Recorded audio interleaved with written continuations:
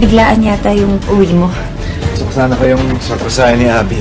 Huwag ka magdadala ng gulo sa buhay namin, ha? Lalo na sa kapatid mo.